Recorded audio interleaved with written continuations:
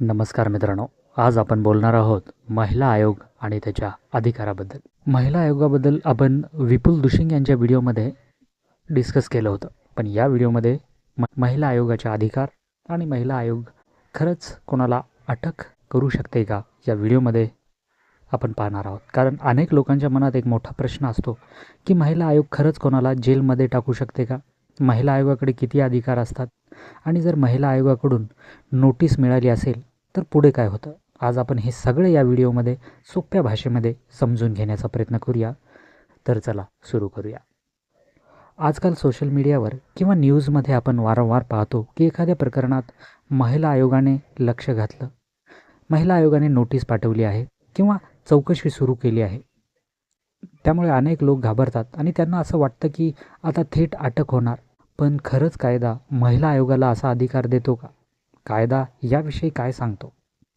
तर सर्वात आधी आपण हे समजून घेऊया की महिला आयोग म्हणजे नेमकं काय, आणि महिला आयोग म्हणजे नेमकं काय आपण विपुल दुशिंग यांच्या व्हिडिओमध्ये पाहिलं. पण इथे एक छोटासा ओव्हरव्ह्यू घेऊया. महिला आयोग महिलांच्या समस्या ऐकण्यासाठी आणि त्यांना न्याय मिळवून देण्यासाठी तयार केलेलं एक महत्त्वाचा विभाग आहे.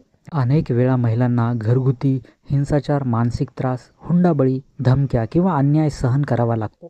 अशा वेळी महिलांना मदत मिळावी म्हणून महिला आयोग काम करत असतं. आता अनेक लोक विचारतात की महिला आयोगाकडे पोलिसांसारखी ताकद असते का? तर उत्तर आहे नाही. महिला आयोग थेट अटक करू शकत नाही. कोणाला जेलमध्ये सुद्धा टाकण्याचा अधिकार महिला आयोगाला नाही. तो अधिकार फक्त पोलीस आणि कोर्टाकडे असतो. पण याचा अर्थ महिला आयोग कमकुवत आहे असाही नाही. महिला आयोग संबंधित विभागावर दबाव टाकू शकतो, चौकशी करू शकते आणि पोलिसांना कारवाई करण्याचा आदेश किंवा तशी रिक्वेस्ट करू शकते. समजा एखाद्या महिलेने तक्रार केली की तिच्यावर घरगुती अत्याचार होत आहे. अशा वेळी महिला आयोग त्या प्रकरणाची माहिती घेते, दोन्ही बाजू ऐकून घेतल्या जातात आणि जर गरज पडल्यास नोटीस पाठवली जाते. काही वेळा समुपदेशनही केलं जाऊ शकतं. अनेक प्रकरणामध्ये कुटुंबातील वाद चर्चा करून मिटवण्याचा प्रयत्न होतो आणि यामध्ये महिला आयोग हे मोठी भूमिका निभावतं. पण जर प्रकरण खूप गंभीर असेल, जसे की मारहाण, जीवाला धोका किंवा मोठा गुन्हा, तर महिला आयोग पोलिसांना तातडीने कारवाई करण्यास सांगू शकते. इथे लोकांचा गैरसमज होतो की लोकांना असं वाटतं की महिला आयोगाने सांगितलं म्हणजे थेट अटक झाली. पण असं नसतं. पण प्रत्यक्षात अटक पोलीस करत असतात. आता एक महत्त्वाचा प्रश्न उभा राहतो आणि ते म्हणजे महिला आयोगाची नोटीस आली तर काय करावं? तर सर्वात आधी घाबरू नका. अनेक लोक नोटीस पाहूनच घाबरतात. पण कायदेशीर पद्धतीने सहकार्य करणं महत्त्वाचं असतं.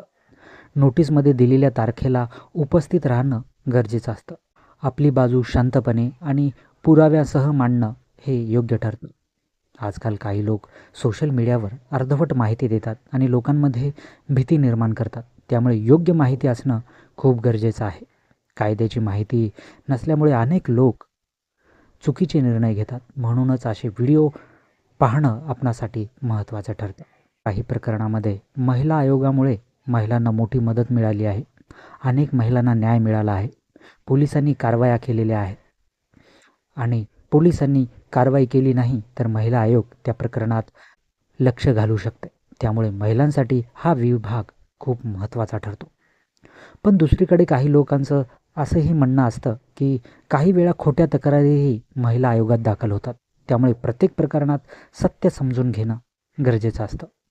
म्हणूनच चौकशी प्रक्रिया महत्त्वाची असते. कोणताही निष्कर्ष लगेच काढला जाऊ नये. आपल्या समाजात अजूनही अनेक महिलांना आवाज उठवायला भीती वाटते. लोक काय म्हणतील, कुटुंब तुटेल किंवा बदनामी होईल, या भीतीमुळे अनेक महिला शांत राहतात. पण कायदा प्रत्येकाला न्याय देण्यासाठी आहे. त्यामुळे योग्य वेळी योग्य मदत घेणं गरजेचं असतं. आता आणखी अजून एक प्रश्न लोक विचारतात की महिला आयोगात तक्रार कशी करायची? आजकाल ऑनलाईन किंवा ऑफलाईन दोन्ही पद्धतीने तक्रार करता येते. संबंधित राज्य महिला आयोगाच्या वेबसाईटवर याविषयी संपूर्ण माहिती मिळून जाईल. तक्रार करताना योग्य माहिती आणि पुरावे देणं महत्त्वाचं आहे. आणि जर तुम्हाला वाटत असेल की महिला आयोगामध्ये थेट तक्रार आणि ऑनलाईन पद्धतीने तक्रार कशी करावी, स्टेप बाय स्टेप याविषयी तुम्हाला जर माहिती पाहिजे असेल तर कमेंट्स बॉक्समध्ये तुमची प्रतिक्रिया जरूर कळवा की तुम्हाला याविषयी माहिती पाहिजे का. तर मी एक सेपरेट व्हिडिओ महिला आयोगामध्ये तक्रार कशी करायची याविषयी घेऊन येईल. तर परत विषयाकडे आपण वळूया. अनेक वेळा लोक भावनेत येऊन चुकीच्या पद्धतीने प्रतिक्रिया देतात, पण कायदेशीर बाबीमध्ये शांतपणे आणि समजून पावलं उचलणं गरजेचं असतं. कोणत्याही नोटिसीकडे दुर्लक्ष करू नका आणि कायदेशीर सल्ला घ्या.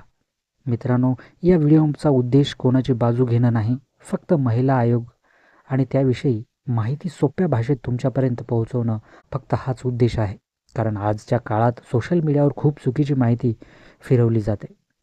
जर तुम्हाला अशाच प्रकारे कायदेशीर, सामाजिक आणि माहितीपूर्ण व्हिडिओ पाहायचे असतील तर चॅनलला सबस्क्राईब करा. व्हिडिओ आवडला तर लाईक करा, अदरवाईज डिसलाईक करा. आणि आणि का डिसलाईक केलं त्याचं कारण जरूर कळवा. भेटूया पुढच्या व्हिडिओमध्ये. तोपर्यंत नमस्कार.